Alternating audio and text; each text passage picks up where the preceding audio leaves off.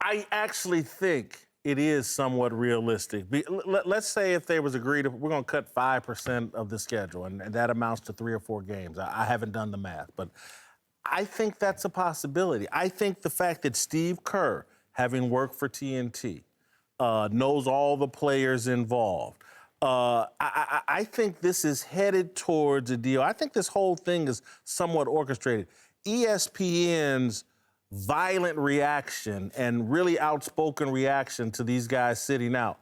I think this is headed towards a situation where we get to the offseason and there's a conversation about 4, 5, 6 less games and ESPN and TNT restructuring the contracts that are bleeding ESPN dry. Everybody's in agreement. ESPN signed a bad deal or a really expensive deal that's costing a lot of people their jobs.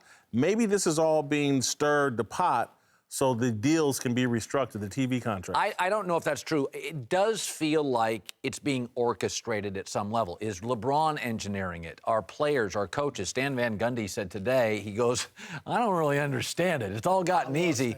I mean, there is a stat out there. Sometimes in different cultures, life, business, a thing happens, and it gains momentum. It's a little bit of an avalanche. We got a thing going on. Multiple stars sitting out TV games. Look at a graph. Look at the number of did not plays this year. Okay, suddenly it is leaping up 10% of games missed, and they're non-injury games now, 5,500.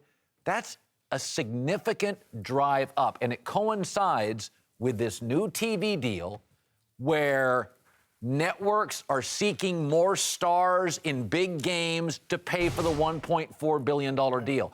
And it feels like I'm getting a pushback from, is it the Warriors in their travel schedule, who are playing twice the schedule the 72-win Bulls did? Is it LeBron getting in Dwayne Wade's ear saying, dude, they're not paying to see the coaches or the announcers, they're paying for us. Something's being orchestrated. You think it's that. I think it may be LeBron. It's coming from somewhere. I don't think players or owners want to take less money. There you go. And that if they can fill the arena for 82 games, whoever is out there, they want to do it. Now, I hope you're right, because personally, I would like to see a shorter season. 65 to 70 games would be great. Every game would mean more. I think we'd be more into it as fans.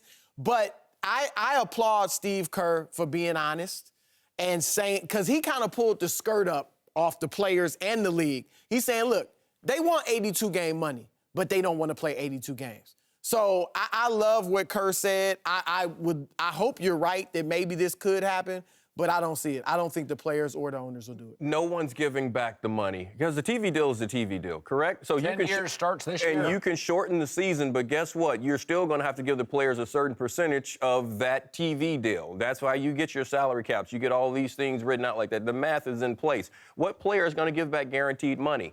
They haven't made one. If you do less work, what is 5% of $8 million? That's 5% of your $8 million. You're right, Jason. But look, to the players, for some reason, it matters. Because if I want to stay with this team and they're offering me $16 million, but they're offering me $17 million, I really don't want to go there, but I'll go because it's $1 more million. The players don't look at it like it's, But if LeBron and the superstars are like, you know what? I want less games, and I'll take a little less money, I think they can force it upon the rest of the league. This is the first year of this TV deal.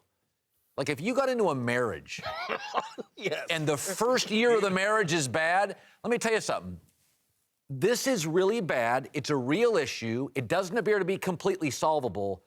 This is going to work. There's going to be major changes made, man. We're first year. But to Eric's point, that's on ESPN. The league is fine. The league's like, look, you owe us this money. And the players don't have a problem. ESPN's upset. Yeah, the players don't have a problem sitting down. Players don't have a problem with this. They're going to get their money. And the owners still have those dates, and that's what you have to remember as well. Backlash, what happens when the broadcast partner is all over the league is going to have to do something. Because Adam Silver works for owners, and the owners hear it from the broadcast companies. There's got to be a bend here. We're not going to have 10 years of this. There's not going to be a bend until they stop writing those checks. Well, hold on. And they're going to write those checks. Hold for 1 second. Look at what the broadcast companies are doing that are footing the bill. Charles Barkley has Ripping. called for a boycott. Fans. That's incredible, Eric. ESPN. Announcers are crushing the league. ESPN is stirring the pot for the boycott. They are putting major pressure on the NBA. I'm telling you, I think this is headed to some sort of compromise that works for everybody. The networks have signed bad deals. The players don't want to play that many games. Eric, you've worked in you guys, we've all worked in TV a long time. Yeah. I texted you the other day.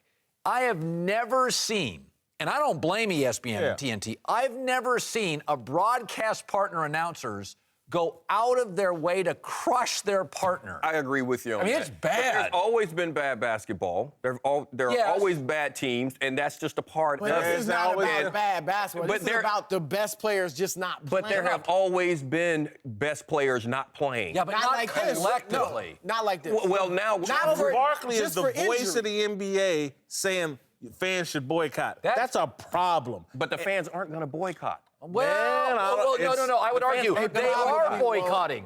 Look at the ratings. They're down 25%. They are boycotting. They're not turning the TV on. Look, man, ticks and if it just goes down 1-2%, that costs people money. It's down 20% in 1 year. But you're still going to be there when the playoffs start. You're still going to be there, and the teams are going to show up. I don't take people for granted. I don't take it for granted either. But some of it, it's like I'm a Lakers fan.